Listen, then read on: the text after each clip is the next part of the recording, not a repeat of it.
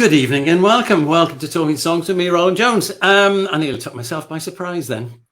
The thing about it is we always have a bit of a chat before we start the show. And Trudi and I are both, shall we say, it's what they call in Italian chiacchieroni, which means we're chatterboxes. So this program may last considerably longer than it's normally intended to be. But fear not, it'll be utterly fascinating. He said with conviction. So, how's everybody doing out there? It's actually warm here. You can see I'm actually, this isn't suntan. It's just rust. No, it's not. It's beautiful here today, which makes a change. But what news have I got? Oh, apparently there's some football on tonight. If some people want to watch that, I don't know why. It's nothing to do with me. I'm Welsh anyway. What news have I got? Yeah, well, I've signed up another 3 or 4 people today to do the show from all over the place, and so we'll be carrying on post lockdown, and I think we're going to carry on for as long as we can, actually, to be honest, because I enjoy doing it, and there's still not going to be lots and lots of gigs available for a long time. So this is it's a bit of a substitute for live music, I'm afraid. It's the best we can do. I'm sorry we can't serve any draft beer. However, I am wearing my draft beer T-shirt this evening in honour of the Ink Spot, which is a lovely bar that we found up in Northumberland last time we managed to travel. So I'm going to start off tonight with a tune called 2 Steps Back. Now, I'll preface this by saying something. I've decided I'm going to start doing, partially through Trudy's encouragement, I'm going to start doing something later on this week where it's going to be a bit of a sort of dissection of songs. I don't mean I'm going to take the guitar apart or anything, just talk about how the song came about literally, whether it came from a phrase, whether it came from a voicing of a chord or whatever. And this is the song I'll be doing later on this week. So I'm probably going to put it out on Thursday evening. And knowing that you'll all have lots of things to do over the weekend, but then it will be available on YouTube as well. So anyway, so there you go. This is called 2 Steps Back.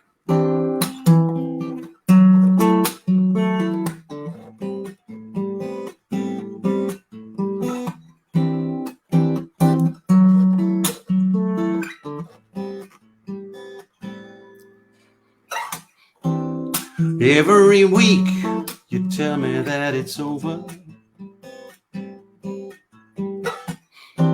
6 days later, it's all back on. Well, I don't know what the hell you are thinking. I don't know what planet you are on. I don't understand how you see things.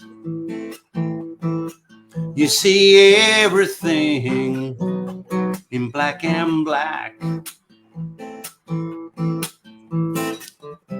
We don't move ahead, we barely get along. It's 1 step forward and 2 steps back.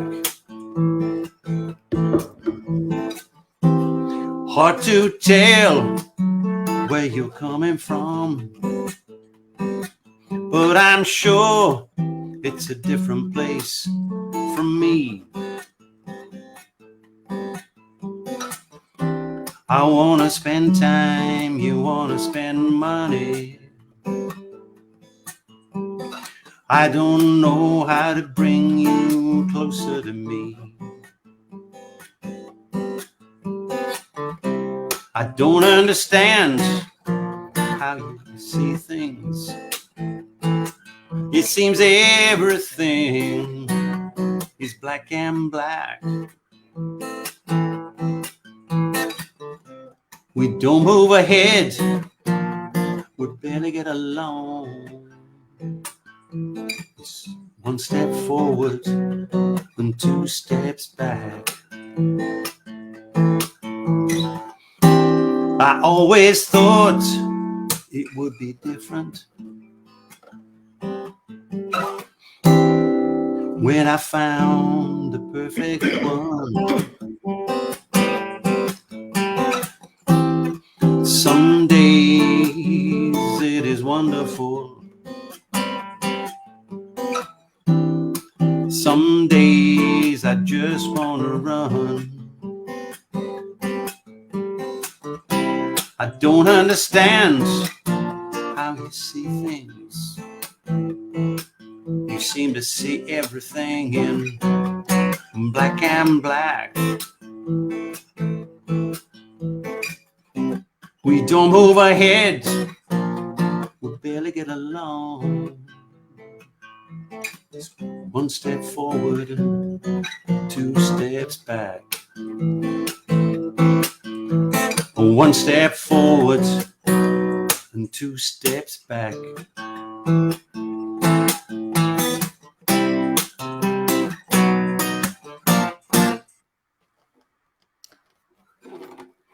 There you go.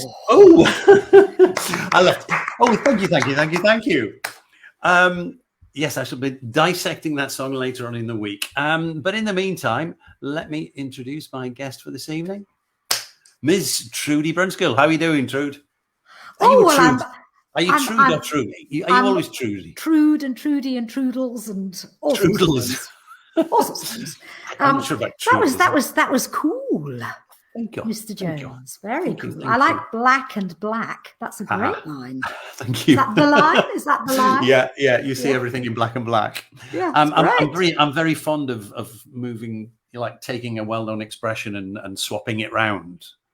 You know, that's a good enough idea to write a song. That expression alone, that could be a song spark, couldn't it? Yeah. In this case, it wasn't, but it was certainly.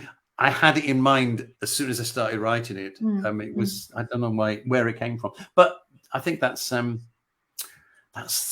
songwriting, I suppose, is all about, isn't it?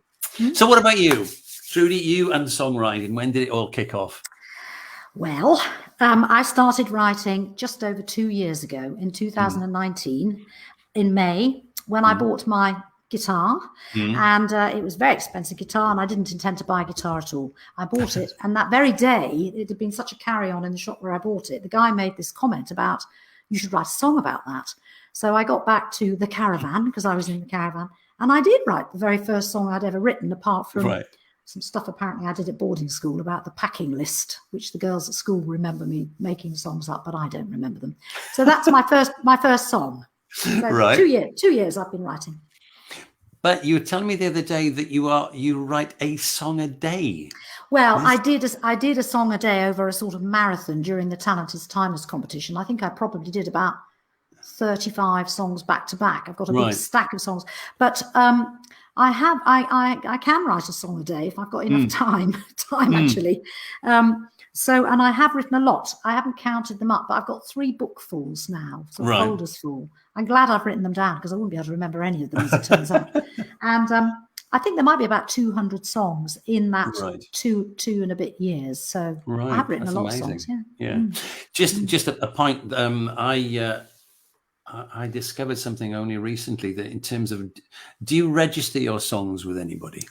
Well, actually, no. And I'm very aware that I've got to do, it's either the PPL or the PRS or both, or the GCSE, or I've been given lots of advice. And I've written it down somewhere. What you need to do is the PRS. But the other thing about it is I hadn't realized it. It doesn't matter. What you actually register with the PRS is the title of the song. Right. But what it doesn't include is that the song itself. It doesn't include the lyrics even. So you can prove that you wrote a song called 2 Steps Back, but I can't actually prove from that it's that song.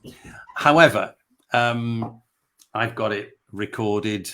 I've recorded them actually. Yeah, so you've got all yours recorded. So no, not all of them, but I have got quite a few of them recorded on this little laptop. And I suppose that date stamps them a bit, doesn't it? Yeah, but there's loads recently that I haven't recorded. It's an interesting point, Rowland. I must do something about that. Yeah.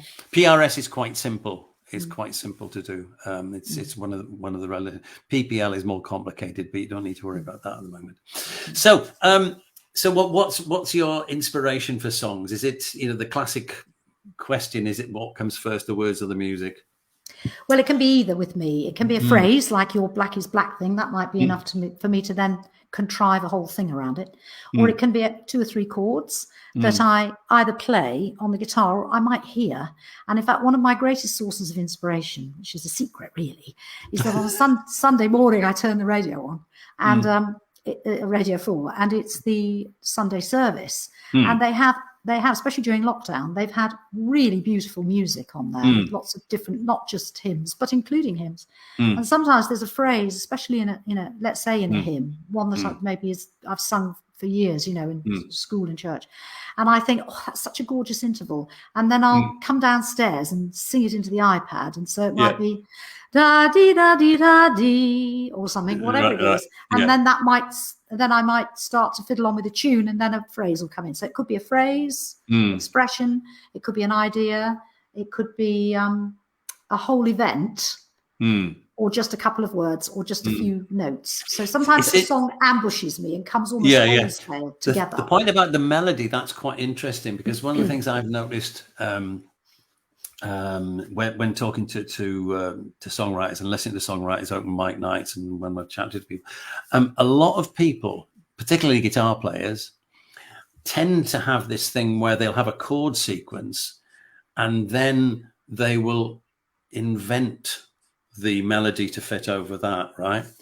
And it's very rare that anybody said to me, oh yeah, I heard a police car go past and I thought that yeah, that'll do. Very rarely are they inspired by melodies, which I think is quite strange, because it's the melody that drags you into it, yes, and then you find that the melody drags me, and then I fiddle around with the 4.5 chords that I know to try and make it or find it. I do it that way around. Yeah, no, that's interesting. That is interesting. I mean, as Stefan Grappelli wisely said, one of the many wise things he said, nobody comes out of a concert whistling the solos. It's only the melodies that people come out whistling, which I think is a brilliant observation. That is a good line, yes. And it often is the case that it's a secondary thing. So I know you've got lots of things lined up for us. So would you like to grab your guitar? And while you're doing that, I'll just check. We've got some comments in already. Who have we got in? Oh, guess who? I think my friend Hugh might be here. Yes, Hugh's here. Good evening. I'm sure the football hasn't. I can't see anybody. Do I have to click a button? I'd love to see. No, you can't see them. Oh, I can't. That's all right. These are just comments nice. that come in. That's lovely of you to be there, Hugh. Yeah. How lovely of him to be there, because I know he'd quite like to see the end of the football, I'm sure. Should we let him off? We've got a message here from Eddie Cook as well. Oh yes, I know Eddie from it's either the Open Mic Salate. I think it's Open Mic Salate site. Oh, Eddie. right. It could be Talent is Timeless. I get all these people. Eddie, yes. I think I've seen him. I've seen him before, and I think it must be Talent is Timeless. Yeah, it possibly is. Okay, then. So what's this song about then? What was the inspiration for this one? The inspiration for this is the idea of the end of a love affair, really. So it's about the idea of somebody dealing with not being able to hang on to the person, or at the end of a love affair. And it's got, my songs have grains of autobiography in them, but they only need a little tiny bit of salt and pepper, and then the song goes off in another direction. So it's not totally autobiographical, but and it's called Crybaby. And I thought the idea of writing a song about the singer referring to herself as Crybaby, get on with it, get over it, and that's what this is about. Okay.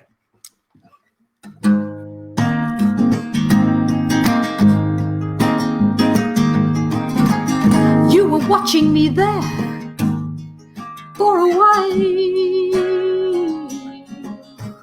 This crybaby,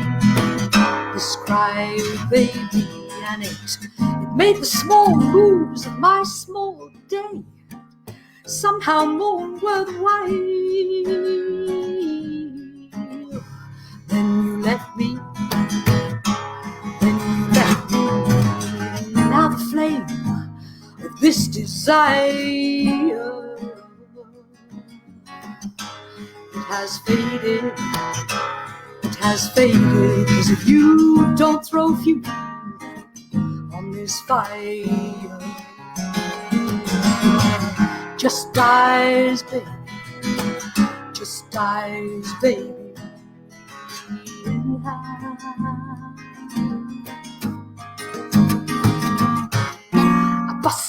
to write it all down, letting the love flow over dry ground.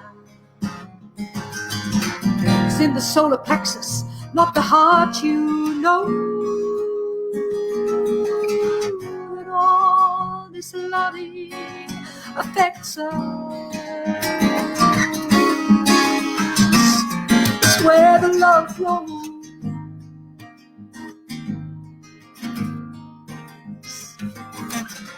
But that's okay. That's okay. I'm busy. I'm busy.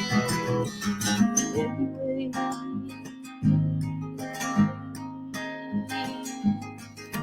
Sometime or other, this happens to us all. Don't cry, baby. Don't cry, baby. This dying feeling's got a really deep dying fall.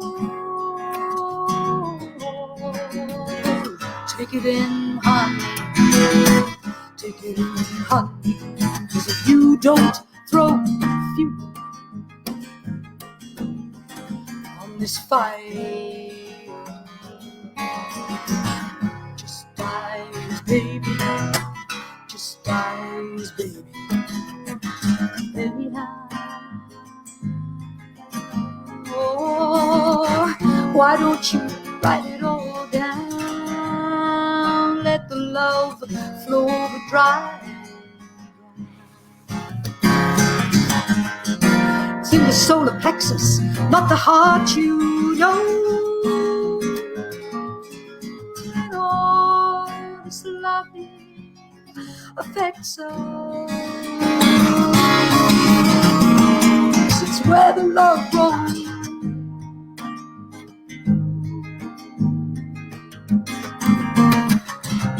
That's okay.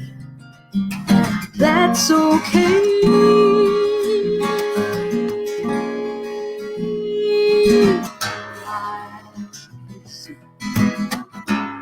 I'm busy.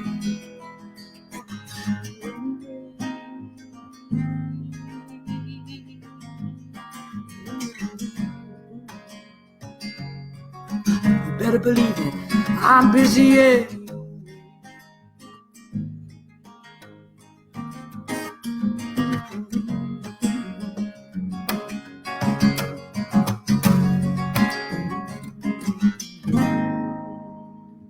Yeah, lovely, lovely. How are you tuned on that? Open C sharp. Open C sharp. Well, it's just that little bit up from the C, and it's just a little bit less like the D. So how have you? So is it? But is it tuned in the same string order as open D? I think it's C, more or less. I think it's C sharp, G sharp, C sharp. There might be then an F under something, and then a C sharp. I can't remember. Yeah. There might be there's one thing I do where I have a funny B string, I think, or it might be the G string where I go out of a sort of pattern. But basically, I make a chord, and then I sometimes have to tune the guitar to match that thing I'm after. Yeah, no, it's got a lovely voicing to it. That I do like that sound. That's my not such good guitar. That one I've tuned that one down, and I've kept the better guitar in standard tuning. I had to make a choice. My not so nice guitar. Well, it is a nice guitar, but it is indeed. It is indeed. Yeah. It's I'm talking to other people here. Having two guitars to choose from is nice, but most people have we're much more excessive than that. You're relatively restrained with two, Trudi, I have to say. Well, in fact, it's a recent acquisition, and I feel completely so liberated. There's plenty of time. There's plenty of time. I have got my original old guitar, which I've had since I was 21, which is a lovely little handmade guitar, which I bought in Newcastle when I was still playing guitar. But I've still got that, although my son has more or less purloined it. It's a sweet guitar. It's got no pickup or anything in it. So right. So when you started playing again 2 years ago, did you could you remember what you'd been doing before, or did you start from scratch? No, I could remember. I can remember quite a lot of my stock. I did quite a lot of playing when I was in my 20s and a teenager too, actually. I did lots of clubs, and I got paid for singing in folk clubs in those days. And I had a stock batch of covers, and I could still remember only half a dozen of them properly, but they're very deeply embedded. They must have been my key numbers. And every now and again I hear people playing something and I think, oh, I know that. And I can remember all of it, the words and the chords come back, but I never wrote them down. And so the one thing I did this time was write lists of songs. Even if I played a couple of other people's songs, I made a little note and put them in my folders. But certainly with my own songs, and I've put hieroglyphics over them. But I didn't start from zero, but I have improved. My guitar playing has improved. I think I'm possibly maybe better than I was. I'm better than I was then. Because I've played for thousands of hours in the last 2 years. I really have. I've played and played. I haven't, once it started, I couldn't stop. And of course, I had less of a rich life in a way at this stage of my life. So I had more time stuck in the house and doing the things that you do, working from home, looking after the old ones, and the ones that are still hanging around your neck. And, you know, and so I just have absorbed myself in the music. And it's been a great rescue for me for these last 2 years. I don't know where I'd have been without the singing and the guitar, frankly. Your right hand technique, as you said before that somebody else had commented on that, I think your right hand technique is extraordinary. It just drives it. It gives that nice flowing sound. According to my friend John Metcalf, who's a fantastic guitarist, it's all to do with that finger. With that finger, yes. He's been watching that finger. I've never thought about that finger particularly. Yeah. He says in which case, don't think about it now. No, because I'll be able to do it. It's the worst thing you can go do. Wrong. Yeah, you become terribly self-conscious about it. Yeah. How did I do that before? No, best not to do that. Best not to. So, what are your aims with writing? Do you have any plans with it? Well, there's therapy is the first thing, or self-healing. It's very good, even if nobody hears the songs. I think I don't really want other people to sing them. I don't think they're those kind of songs. And I think nobody would be interested in singing them because I think they are very much my songs. Absolutely, and I can't imagine anybody wanting to sing any of my songs, really. So they're very self-serving. But it is lovely. I can't deny it that when you get approval from people or affection, you get a positive reaction from people. It really, really does bowl me over because I haven't had it from my own immediate family for all sorts of perfectly understandable reasons. So when somebody goes, "Oh, that song's something," it really, and in fact, one of the songs I want to do tonight's had an avalanche of approval from people about the topic, and it's about growing old and dying, actually, and struggling. You know, my parents who live with me are the source of a lot of my writing, and it's amazing how people have connected, young people as well, have connected with some of these songs lyrically. Although, as you say, as what's his name said, Svengali, Serengeti, I remember his name now, Stephen Grappelli, he actually did point out it's melody more than, it's not going to be the words, but words are very important to me. I mean, his point actually in that instance, to be honest with you, it was that he meant nobody whistles the solos, they'll remember the melody. He was talking about melody versus solo rather than tune versus words. Yes, I understand. But I still think that there's a lot to be said for it. The thing about the approval, though, I think everybody feels that. I mean, it is. I mean, you want to perform them. Oh yes, I want to perform, and I want to perform them. But I'm a bit of a performing girl. I mean, I've done lots of drama-y things. I'm an English and drama teacher. I'm just, as my son says, I'm just an inveterate show-off. Me, I just want to. I love Lucille Ball and Barbara Streisand. I mean, I'm not a shy, retiring Maddie Pryor, or I'm not the Maddie Pryor is shy and retiring, but you know what I mean? I just want a bit of tra-la. That's what I want, a bit of tra-la. So I'm quite happy to go on stage and crack jokes, really. My songs aren't very funny, but I am quite funny on a good day. Well, I think that's an interesting point, because I feel very much the same about the entertainment side of it. And it's one of those things that I'm not sure whether I mentioned this to you before, but I put an album out last year, and it got 3 or 4 really good reviews all over the place, and several of them made the reference to Rowland has a conversation with his audience, which is quite strange because there's very little introduction on these things, but it's the way in which the songs are presented. Yes, and I think that's a high compliment. That I think. Yeah. If that's as a comment, I think that really is a lovely. That's a really nice thing to say about a song, that that there's a rapport, there's a conversation with the listener. That it's not just a self-absorbed thing. You're reaching out with your song. I had a very strange experience 2 weeks ago. We were doing a gig in myself and Bo, the bass player, in Stockport, and outside a pub there. It was a lovely day, and it was loads of people about, and the thing it was wonderful. At the end, we had people dancing on the tables and all sorts. It was great fun.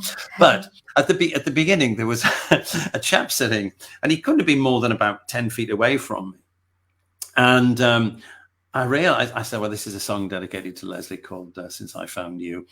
And it's a bit of a nonsense song in a sense, because it's all about, these things have happened since I found you. And it's like every film has a happy ending. The postman doesn't knock, references to that sort of thing.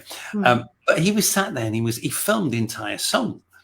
And afterwards he said to me, I'm going to use that. I said, well, what do you mean you're going to use it? He said, well, he was probably in his late 50s, early 60s. He's very conspiratorially said to me, I've met somebody. And I said, so what are you going to read them to her? So and I said, look, I wish you luck with it, mate, but I can't guarantee success with those lyrics. So I gave him a copy of the lyric sheets. Oh, that's very sweet of you. You're a professional wooer. That makes you a professional love letter writer. Yes, I suppose it does, yeah. Like in that lovely novel by Gabriel Garcia Marquez, the guy in 100 Years. Is it 100 Years of Solitude? I can't remember if it's that one. Love in the Time of Cholera. And he earns his living by writing love letters for people. I was thinking, what's the? That's you now, Rowland. You see, you're giving these fellas their lines. What's the? Somebody has to give them their lines. The Postman film, the Italian film. Oh, I know the film. Yeah, Il Fattore, whatever it's called. Yeah, I know the one you mean. Yeah. Yes. Il Postino, it's called, actually, isn't it? That's it. Yes. Get there in the end. There's quite a big history of that, isn't it? Because there's the. Well, there's the Cyrano de Bergerac thing as well, isn't there? Yeah, I'm having trouble with my names as well. So maybe there is a career for me doing this. Who knows? Okay, let's have another song. Oh, right. Other guitar. I've got to negotiate my wires. I've got limited wires. Posh guitar. Lovely guitar. Right, now this song is, I'm going to have my words just in case, although I did manage not to look at them very much, if at all. I have had a little visit from my mum, by the way. I've tried to barricade the door, but she managed to creep in, but she did creep out again. So you might have a little extra audience. It did occur to me when I was doing the song at the beginning that I'd left your mic open, and I thought you did. I had a little cough actually. I realised. Well, I heard that, but I forgot. I would normally mute it, or you can mute it that way, but I hadn't said anything. And then I thought, I wonder if this point Trudy's mum's going to come wandering into the room. Well, she might do. You having a conversation with her while I'm trying. Yeah, she might do. And she might have been in various stage of disarray, because it's what we call nearly bedtime. But anyway, she hasn't come. But I'm a bit more alarmed about my dad tonight, who has had a little bit too much of the amber liquid of some kind. Oh, right. Okay. And has been shouting in the garden about the effing Germans before the football started.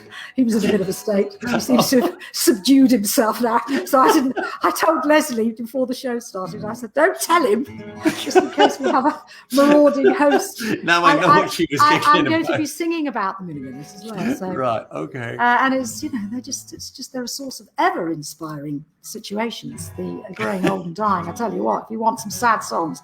Anyway, this is another relationship song, and maybe your song, Rowland, that the guy in the audience wanted to use, is because you were writing, it was a relationship song. It was about Leslie and about, you were trying to find ways of saying what you need to say. And I think that's everybody has love affairs or broken love affairs, don't they? And I've been writing a lot of those kind of songs recently. I wrote a lot about birds and dolphins to begin with, and now I've gone straight to the heart.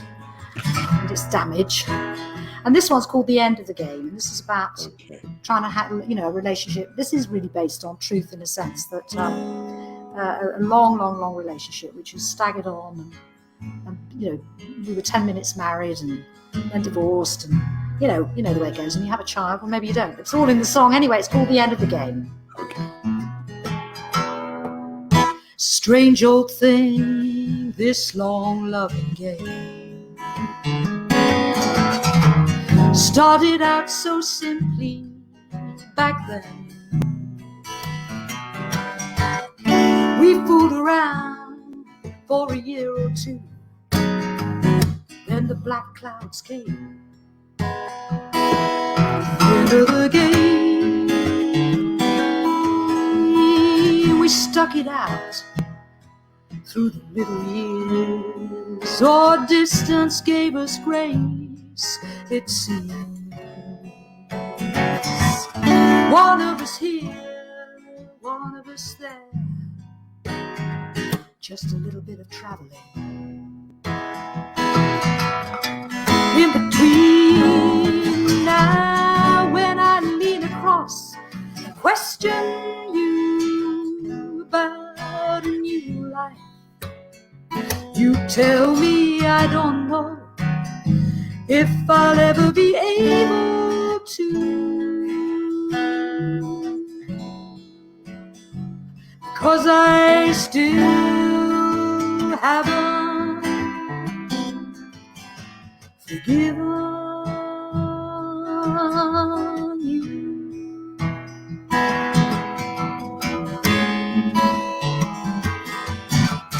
We simply didn't recognize the depth of the wound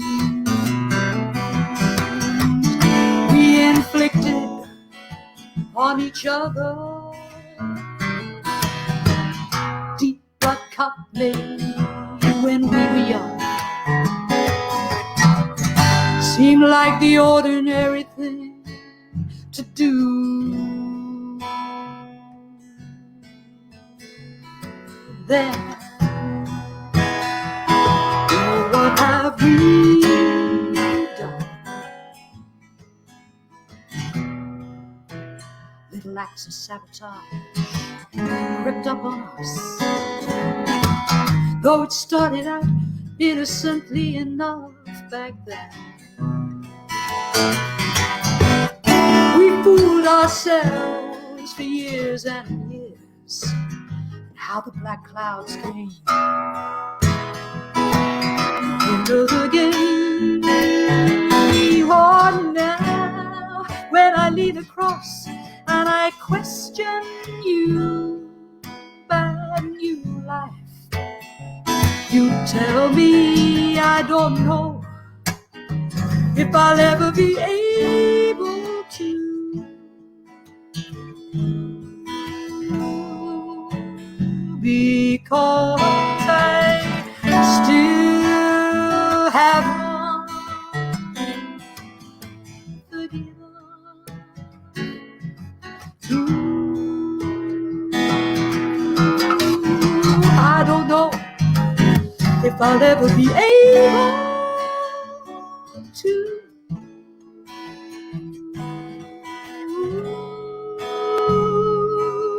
because I still haven't forgiven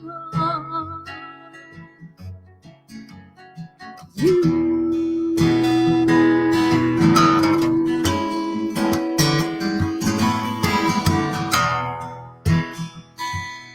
What have we done?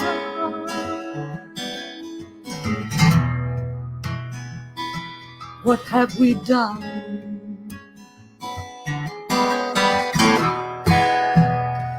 Is it the end of the game?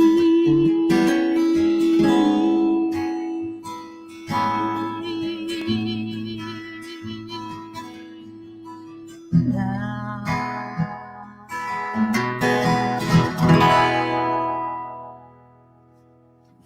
Great. Love it. Love it. Thank you. Love I'm it. glad you like it. It's there's to me there's a huge Joni Mitchell thing going on in your head, and that's not a criticism. That is, So when? Well, I can't think of a Joni Mitchell song that sounds like that. I really can't. I think she has a. I know that I can do a Joni Mitchell kind of a song, but to me that's. I don't know what it is. To me, that's not a Joni Mitchell song. It's more like I don't know, a Nina Simone song or something. It's not a Joni Mitchell song. Well, I don't think it is. But of course she's a big influence because I did used to sing her songs and people used to cry out for them. And I can remember playing them in all, before I knew any tunings or anything. She plays a lot of her stuff in open C. Yeah. Which is, not dissimilar to that tuning I used for the first song. But and she has a technique, doesn't she? She has a certain sort of technique. I don't know what it is because I don't really think my voice is particularly like hers. She's much more. I think mine's rounder. Hers is, and she can do that clever break on her, yodel and things like that. I can't do a lot of the things that she can do. So maybe it's the phrasing. I don't know. There is, to me anyway, and one or two other people I've spoken to about your songs have said similar things. Loads of people. And it's not meant to be an implication that you've copied it. It's not meant to be I haven't copied criticism. It's just. But I am influenced by her. It is true, obviously, because she was very important to me after the Joan Baez and the Judy Collins, and Linda Ronstadt and all the rest of it. She just stood so far ahead of that pack in my mind. And of course, I used to sing quite a few of her songs because people asked for them. So any of them, This Flight Tonight and Woodstock and Coyote and Amelia and A Case of You. And, people were always wanting them. And, bloody both sides now. And I still think it's hysterical that she should be so famous for Woodstock when she wasn't even there. I think that's quite. It's become a definitive song about. It has, It has, yeah. So who else are you influenced by? Do you think? Well, Bonnie Raitt. I really like Bonnie Raitt. She's a bit more rocky, isn't she? And I love the way she holds that guitar and plays with her band and sings. She's got a lovely soulful voice. And there are lots of male singers as well that I really, really like. Somebody said to me the other day that a song I had done reminded them of Jeff Buckley, and I was really touched by that because my son insisted that I listen to Jeff Buckley about a year ago, and he's been playing it, one of the young dead geniuses. And he's so emotional. I mean, it's melodramatically emotional. But I really take that as a massive compliment. So John Martin is a very important figure to me. Yeah, me too. Yeah, absolutely. I heard you talking to Hugh about John Martin as well. He's really, really important to me. And I love his songs, even though you can't sometimes hear almost any of the lyrics.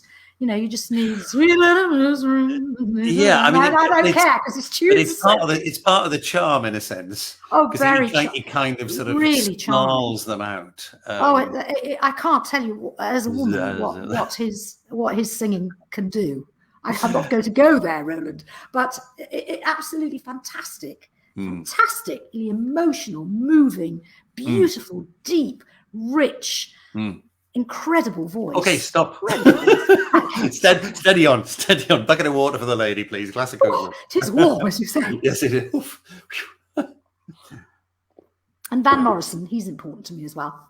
I like Van Morrison. Although he's a great example of somebody who rewrites his own songs all the time. He's written about 4 songs 500 times, and they're all bloody marvellous, mind you. But he has, if you think about it. But I love his stuff. His stuff. You've got a comment here from Hugh. It says, love Bonnie, love Jeff, but loving you tonight, Trudi. Oh, Mr. Blaser. You've got the blarney. I'm glad he's there. As far as I'm concerned, it's just you and me, mate. I can't see anybody. Is it just you, me, and Hugh? You can break. No, there's a few. Well, there's Eddie Cook. It says, your songs are so like we have walked in on a private conversation. Well, you have, Eddie. Yeah, essentially. But you are welcome. There's another Dave Dowdeswell Alloway. Oh, yes. He's one of my sweethearts. Really. He's on Talentless Timeless as well. I've come across Dave there. And there's a message here from Baghdad. Baghdad Wazir. Baghdad Wazir is a guy that I met. Leslie and I we stopped in Lille on the way back from Italy. And we got an Uber cab to go off for somewhere to a bite to eat, and got talking to the driver. this guy, and he said, why? And so we'd been out. In fact, it's the last time we were out in Italy, and I was doing some gigs out there. And he went, "Oh, right, you're a musician." Chat. So anyway, got out of the cab, and as we're walking towards the restaurant, he suddenly came running after me and handed me a CD and said, "This is my CD." And he gave me a CD of his blues band. And we've been in touch ever since, actually. And he tunes in every week. Wow. How nice. What's he called? Baghdad? Wazir. It's Ouzzir. Now, I'm not sure which is first name, which is surname, but well, I'm glad you're there. He always drops in. He did send me a track a few weeks ago, which is absolutely stunning. I've never been a great lover of like the idea of world music, because I do like to understand, apart from John Martin, I do like to understand what the words are about. But he sent me this thing, and it is just so beautiful. It is just extraordinary. You have to invite him on. Why did you give him a slot? I'm not sure how we'd cope with with an interview, but it may happen. It may happen yet. So, okay, where are we off to now? What's the next? If we're going to get your 5 songs in on. Oh yes. Right. This is right. This song is called "Lucky Dolphin." I don't think it's a fantastic song, I have to say, if any of them are. But let other people criticize. Yeah, it's just a bit more. It's just a bit more jolly. And the reason I would like to sing it is because I want to practice it, because I've got this gig coming up. I thought I'd open my festival gig that I'm doing in Northumberland, that should have happened actually on the 3rd of July, but they moved it to August. And I thought I'd start. I'm going to do some sea songs up there, because it's by the caravan up the coast. So this is called "Lucky Dolphin," and it's got dolphins as a kind of motif in it, but it's about me, and it's about me running away from my responsibilities here to my caravan, which I try to do every fortnight for a 30-hour dash at the moment, and it's about, it just shows the situation. I'm always feeling guilty about going. And it's got a reference to "She's standing at the gate. I tell her I won't be late." And it's a dirty black lie. And that's my mum, who's very vigilant, as you know. So this is called "Lucky Dolphin." It is quite a jolly song, I think. Although it's about guilt and leaving, I've run away again. I've slipped away again. I've done 100 guilty miles to reach this tin caravan. And when I arrived, there was the silver sky, blinking back at me and asking me why. Oh, lucky dolphin, ride the freedom wave, take my wandering soul. I've missed 100 boats, I've sung 1,000 notes, trying to reconcile my inevitable leavings. She's standing by the gate, tell her I won't be late. Oh, there it goes, another cold black light for all of them to celebrate. Oh, lucky dolphin, ride the freedom wave, take my crumbling heart away. Now it's low tide every day, and the boats wait at the harbor gate, and white sea is blinking back at me, reflecting all my perfidy in the low tide. Oh, lucky dolphin, ride the freedom wave, take my crumbling heart away.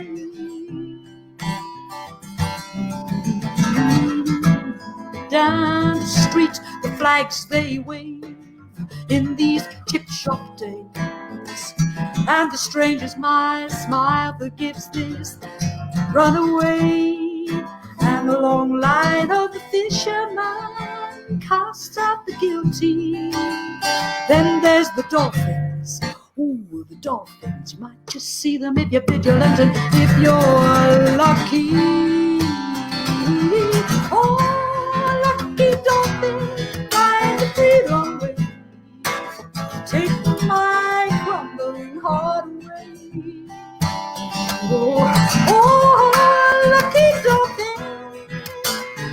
ride the freedom wave.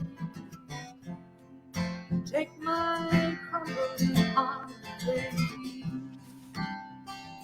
Oh, lucky dolphin, ride the freedom wave.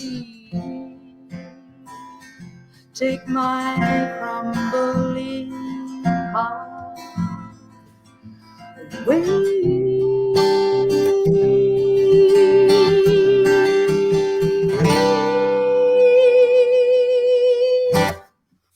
Lovely. Great. Nice one. Got some more comments just come in. Got a hi from Dave Dowdeswell. Hi, Dave. Hi, Trudi. You're looking lovely as ever from Linda Lehman or Lamon. Oh, I don't know how to say her name. She's been lovely, Linda. In fact, Linda gave me lots of advice ages ago about the PPL PRS thing. I think I copy pasted it and kept it. So thank you, Linda, for that. I'm being a loyal listener. Good. Yeah, I think that's all the ones we had. Hang on, this Jane Wood I've got down here. Jane Wood is watching. Oh, I don't know who that is. I don't know Jane. I don't think I know Jane. Oh, she might be. Well, Leslie's downstairs furiously sharing it out to lots and lots of people. So I think, thank you, Leslie. She, I think the last one she did, she shared out to 119 groups. I mean, as a combination of groups and individuals. So, wow, so we might get an audience in the future. Absolutely. And does anybody know who won the football? Have you found out, Rowland? Hang on, he will tell us. Tell us? Because he said before that it was 2-0 to Germany. No, that's why. What, to us? 2 to England. Yeah, 2-0. Really? Yeah. Oh, my father's very quiet. Maybe he's passed out.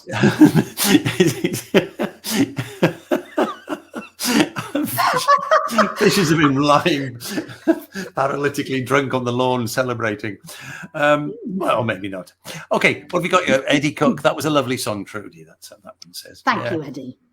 So what, I mean, when you say, I was thinking about this before, and you were saying when you were writing like every day, did you consciously kind of store up cues, so you think like, okay, well, tomorrow, I've got this other idea, I've got that one there, or did you get up every morning and think, right, what should I do today, and come up with something? It's generally every morning.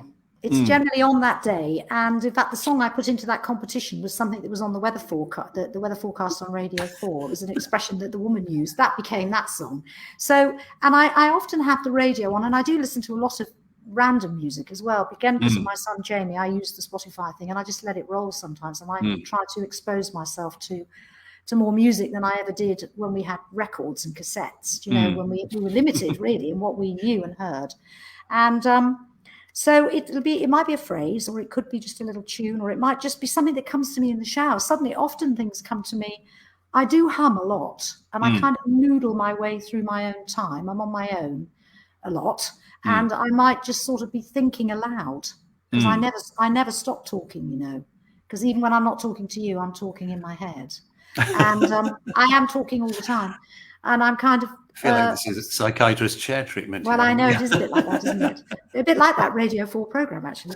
Absolutely, yes. I know you're a Radio 4 fan. And I'm very fond of language words. I mean, I am an English teacher, but I love words, and often. I get a little phrase myself, and I get a little thrill from the idea of a phrase or an idea. He's out and about, actually, my dad. He's out and about.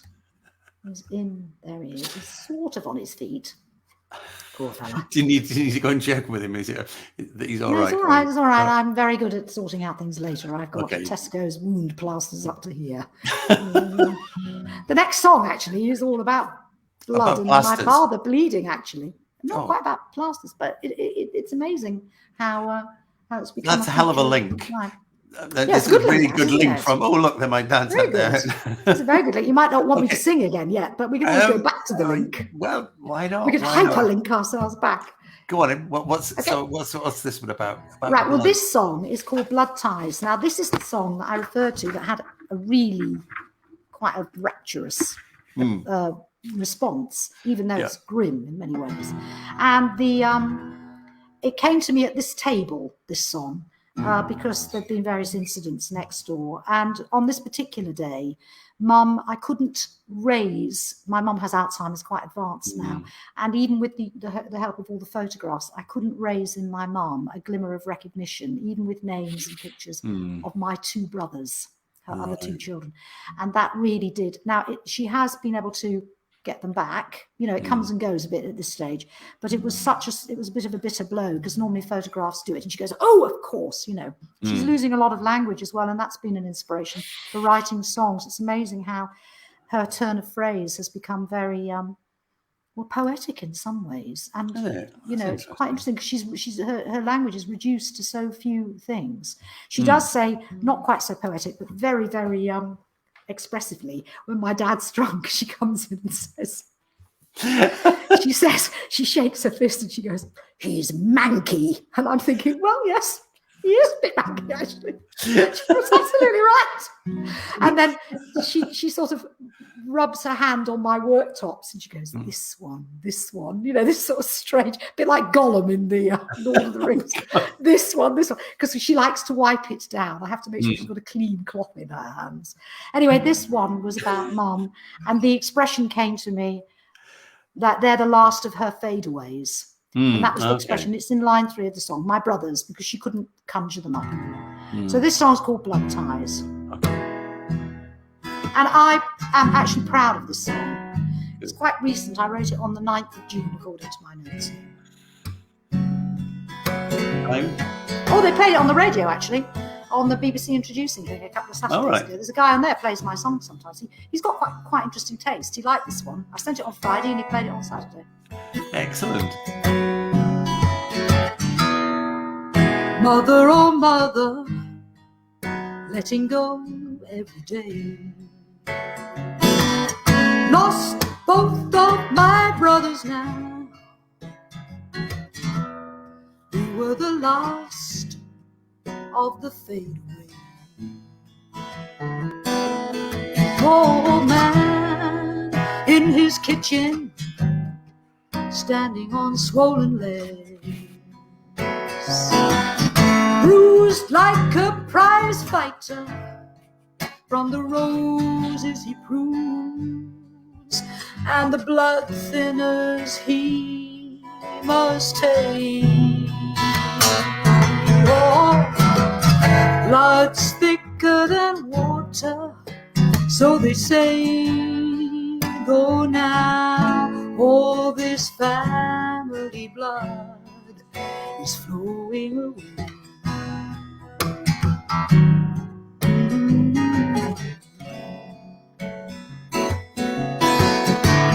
She's scraping down her own face now, maybe to erase her new identity in these days. And he's bleeding on the pillowcase as his heart runs so to empty. Oh, blood's thicker than water, so they say, oh now all this family blood is flowing away.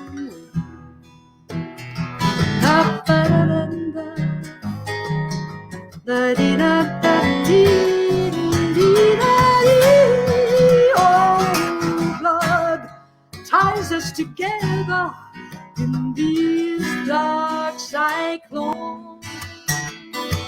Oh, blood flowing through this house over the Halloween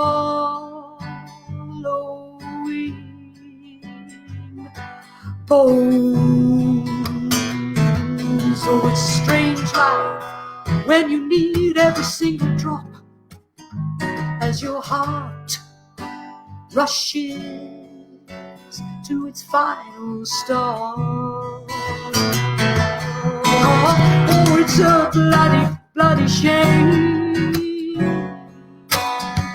It's a bloody, bloody shame.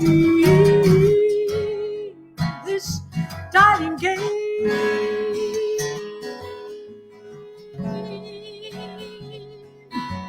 this dying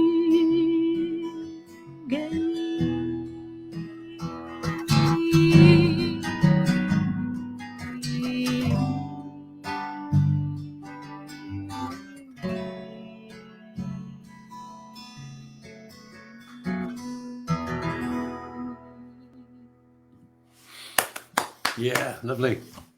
Lovely.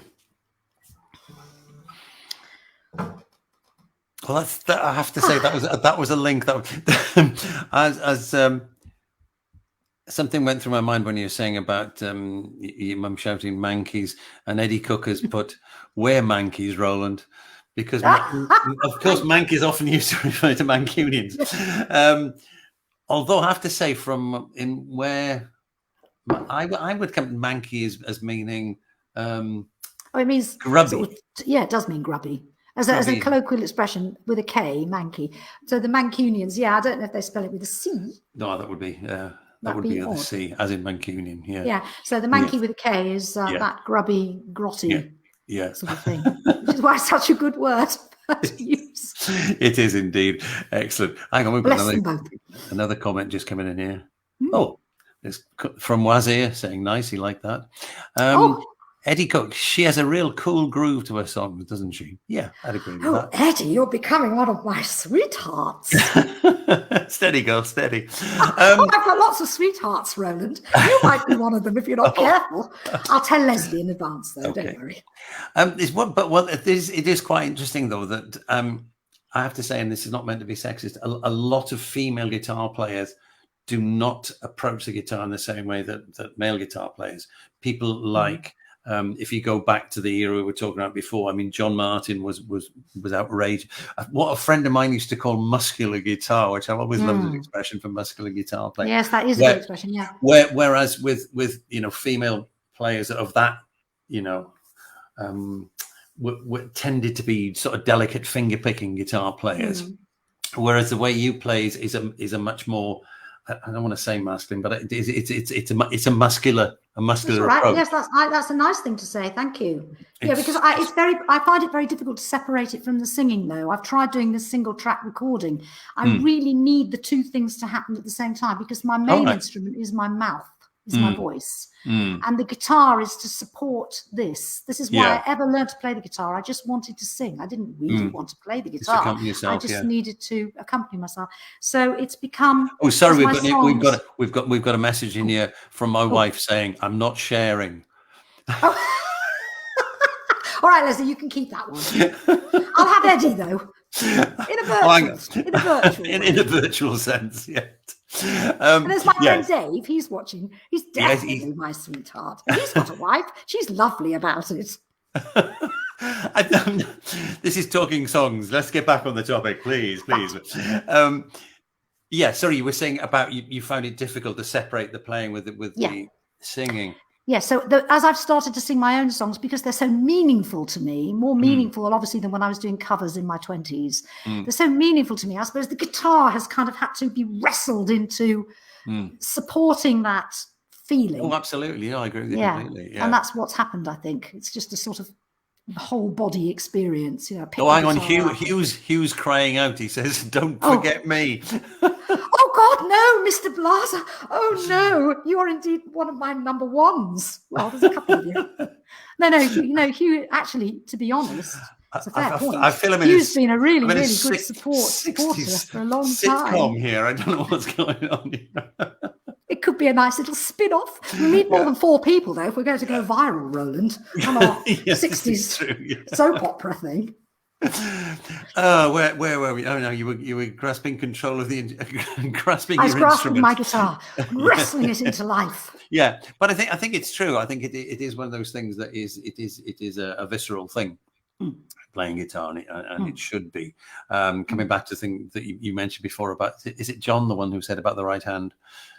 Yeah, John Metcalf. Yes, John, who's just one of the most phenomenal guitarists. He came second, actually, in the Talent is Timeless competition with his partner, Tony Zizmansky.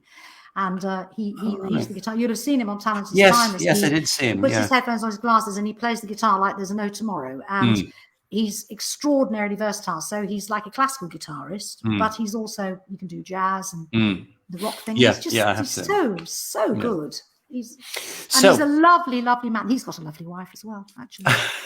You were talking. You mentioned to me last time we spoke that you had this hankering about writing songs that would fit with sort of Ella Fitzgerald or Barbara Streisand. Or yes, absolutely. I don't rain on my parade. I want to write. This is why I don't want to be Joni Mitchellified too much, because I think I'm sort of moving a bit more towards. I hope I'm moving a bit more towards show songs. Like what's her name, Shirley Bassey, and what are they called? I mean, people like who was that gorgeous with the bouffant hair, Dusty Springfield, and there's women who inhabit their music. Barbara Streisand's a great example. She sings memories like the corners of my mind, Misty watercolor memory. She bleeds all over the music, and I just love that. Yeah, but when you say Ella Fitzgerald, you see, I go back to an earlier like. Well, I go back to the Great American Songbook and the Gershwins and that sort of stuff. I love a lot of that. Every time you say goodbye, and she goes. Well, that's what I was asking, really. That's what I was trying to ask you. Is the one you quoted, like you sang "Memories," which is a much later song to the Great American Songbook. Which one are you heading for? Because they're quite different. I'm actually heading to my own songs, but I want to feel that the Ella Fitzgerald, Barbara Streisand to me are on the same page, different time in history, and when they sing they do the same sort of thing. Nina Simone does it as well, and Joni Mitchell does it in a very American stylized idiosyncratic way. I suppose, I don't know really, I just want to be myself, but I'm trying to absorb the energy and the emotional integrity of the way these women can. The thing that puzzles me is that what you before you said you couldn't imagine people wanting to sing your songs, and now you're talking about that. Are you meaning you want to be that singer? I want to sing my own songs. I don't want to sing Barbara Streisand songs. I want to sing. No, I mean, do you want to be the person singing your? I want to be compelling. I want to be compelling. Like Judy Garland. I think Judy Garland is marvelous, but I don't think that Liza Minnelli can do it in the same way. There's something about the integrity of some of these voices, some of these women and men, but I suppose it's women's voices that I've been most interested in because I just love singing. And to me, it's a total expression. And I don't think I'm like anyone or want to be like anyone except in spirit. I want to inhabit a stage. I want to absorb an audience. I want to live in the song. And I want to, even if I make mistakes, I want to, which of course I do, because I take risks when I'm singing as well. I do. I've done something recently, which is on the YouTube, which is in a studio, and I make some howlers on a couple of notes because I suddenly decide I'm going to do something that I hadn't thought about at all, and it's a one-hit thing like tonight, and it's down there forever. But in a way, I can listen to it, and it's more moving in a way. It's sort of real, isn't it? Well, it's real. I'm not very keen on anodyne, formulaic. Yeah. Well, I think adjusted with knobs singing. I don't like it when the girls, they're all smoothed out or adjusted or mollified in some way with technology. I just think to be able to stand there and belt something or quietly sing, croon something and make somebody feel something. And of course, because my songs are about my life, Can I respond to the thing that you said 20 minutes ago now? Go ahead, no, it's fine. It's fine. It's not fine. No, what I was thinking is what you said about you want to take risks. And there's I'm very fond of quotes. Miles Davis said that most musicians play in three different ways. They play when they rehearse, when they practice at home, when they rehearse with their band, and how they play on stage. And he says they should all be the same. So you should still take. I agree with that. I agree with that. Even in my that's what I was thinking. It illustrates. I give it 9.5 yards, even when I'm practicing in the shed. I can't practice quietly. I can't just, if I'm going to sing. I find that so hard to believe. Right then, come on. I think. What have we got here from? Right, Dave Dowdeswell. I think your fans, Trudy, connect with your songs exactly because you inhabit your work. I'm all for you getting all the more into it, but you were starting from the most solid of bases. There you go. He says you've got a solid base. There you go. Well, There's not a lie in that. Thank you, Dave. That's a very nice thing to say. Lovely thing to say. Thank you. Okay. You wanted to get your 5 songs in. I think it's time for the 5th song. Right. It's my last song. Right. Now, this song is in the other guitar, the C sharp thing. And this song I've played on that YouTube channel thing that I did with some dodgy notes in it. So I'm going to try and sing it without that. It's based on a true life story. I'm not going to tell it again because I've done it a couple of times now on various platforms. So it's just about learning from your own emotional experiences and drawing on them. It's a bit of a contrivance, really, but it's called Hungary. And it refers to a snowstorm experience when I was younger, 19. But this time, it's a metaphor for the kind of storm of things that I'm slightly involved in, well, deeply involved in now, this time in my life, to try and help my family, better or worse. And it's called Hungry. Makes me hungry, makes me lonely, makes me worry, but it makes me strong. Makes me stand here in this memory, snowstorm, much too long. Meanwhile, that girl is sitting right next to you in the cooling dark. Here I am, thousands of long nights later, still feeling that deadly poisonous spark. It makes me hungry, it drives me crazy, makes me weepy, but it makes me strong. Makes me stand here in this moment, in this snowstorm, much too long. My memories, oh, who cares what happened so long ago? Who says it doesn't matter now? Let it go, let it go, let it go. Who knows what that does to you? You're just 19 years old. Who dares deny me my little memory? When it makes me hungry, makes me lonely, makes me worry, but it makes me strong, helps me stand here in this moment, in this snowstorm, much too long.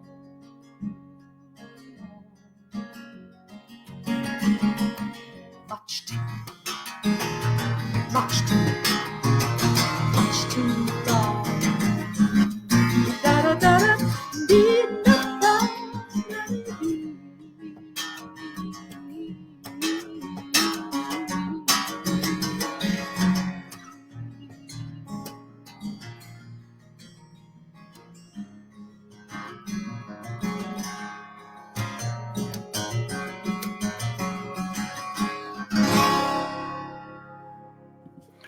Excellent. Thank you for letting me play 5 songs. Excellent. Well, Hugh has just put up, Hungry gives me goosebumps. Oh, bless him. You got three thumbs up from Wazir. Wazir. And what else have we got? You Wazir. Great songs of life and experience sung by a very strong woman, it says here. Sandra King. Well, thank you, Sandra. I'm trying to wonder if I know that name. I might know Sandra from school. She might have changed her name. I did put it on my school reunion site. Oh, right. I do know. Do I know you, Sandra? You weren't Sandra Dashwood or Sandra Brighton, were you? Hang on. Anyway. Was she typing an answer? No, not yet. I don't know. Anyway, if people hear more of your stuff, where can they find it? Right. Well, I'm still on SoundCloud. I'm on my maximum free allowance pretty much. So I'm going to start editing it. I might start stripping that down, but it's on SoundCloud under Trudi Brunskill. I've also put these tabletop videos that I've made during Talent is Timeless. There's about 50 of them on a YouTube channel, which is just in my name. And I put them up for my friend in London who doesn't do Facebook, my very, very close friend from years ago, Jerry. My girlfriend, her and her sister Philo, and they watch them on the YouTube. So really it's for them. But if you want to see them, you can see me. I love where you call it the YouTube. What is the whatever it is, the YouTube, on the telly or whatever. It's like a telly, isn't it? On the YouTube. So I'm on the YouTube and they're on there, warts and all, with the kitchen in the background, the kitchen cloths and everything. And other than that, I've got a few. I've got the forum sessions, which is now up from a couple of weeks ago, 2 Wednesdays ago, or this last Wednesday. If anybody wants to see that, I'm quite pleased with that. That's just 3 songs on a high stool with microphones and cameras. That's quite interesting. And I've got a couple of festival gigs coming up, one in Bath, where my brothers live. So I'm doing that one at the end of August, and one at the beginning of August, which is in Northumberland. So very good. I can tell people about it. Oh, also, on the 4th of July, I'm being interviewed by somebody in America on an American radio show. A radio show. I'm not quite sure who's going to listen to me on the 4th of July, but anyway, apparently that's what's happening. So watch this space. I'll let you know. If I take America by storm, by accident, on the 4th of July. You'll be the first to know. Okay, it's a deal. We've got a few more comments here. Eddie Cook, great groove to that song too. Dave Dowdall, Rowland, thank you for hosting so well. Trudi, great stuff. Plenty of things for you to talk to yourself about. Nice one, Dave. That's a real DBA comment. I think your friends understand you pretty well, Trudi. Yeah, they do. They do. Excellent. Well, it's been an absolute pleasure to get you on, and thoroughly enjoyed it. Great songs. Best of luck with it all, and keep us posted in terms of the album. Yes, actually, I have got a piece of news. I think I'm recording next week. Suddenly, I've got to zoop up to where I'm going to try and. So I might have something soonish. So I've got to put down all my tracks on my own, and then the people who are going to be playing along are going to. There's going to be a cello, marvelous cello player, and a couple of other things. So I'm hoping to have some acoustic and 4 or 5 band numbers, and the rest acoustic, and have an album ready, which somebody can tell me what to do with it and how to. Put it where it goes, and then you can all listen to it if you wish. So that's happening soon. Brilliant. Okay, thanks again, Trudi. Thank you, Rowland. Thank you very much indeed. Much love to you and Leslie. Thank you. Bye. Bye. Oh, great. Gosh, that was good. There you go. That's Trudi Brunskill. Great songs. Fantastic voice, great guitar player, all sorts of interesting stuff. Check her out. There's lots of people on here who enjoyed it. And that's it from me for this week. Next week, I've got a gentleman on called Earl Oakin. And now those of you who have a literary bent or crossword fans will realize that is actually an anagram of real icon. He describes himself on occasions as a musical genius and sexual god. He's been performing since the late 60s. He toured with Paul McCartney and Wings in the late 60s. And he's done all sorts of stuff. And it's been pre-recorded because he has no technology at home, so we were unable to do it there, so we had to take him into a studio to do it. So yes, next week, Earl Oakin, check it out. It's put it this way, it's the only I said to him, who do you see as influences for songwriting? And he said Tchaikovsky. And I think it was Donizetti, he said. So, it's even for an interesting ride. It's one of the most what's the word I'm looking for? Roller coaster interviews I've done with anybody. And so anyway, that's next week. Later on this week, I shall be doing this this song analysis thing. And it's not analysis that makes it sound like I'm a bloody chemistry teacher. No, I'm just going to talk about the song and the chord sequences and stuff like that, and a bit about voicings and things, which hopefully you'll find interesting. So you can join me on that. That'll be in the same place. And thanks to everybody for tuning in from Lille to Oxfordshire to Manchester. And thanks for your comment, Eddie. I love the fact that he calls me lad. I think that's great, that. You can do that anytime, Eddie. Good man. Right. In the meantime, I shall sign off and go and have something to eat. So look after yourselves. Take care and try and have fun. Take care. Bye.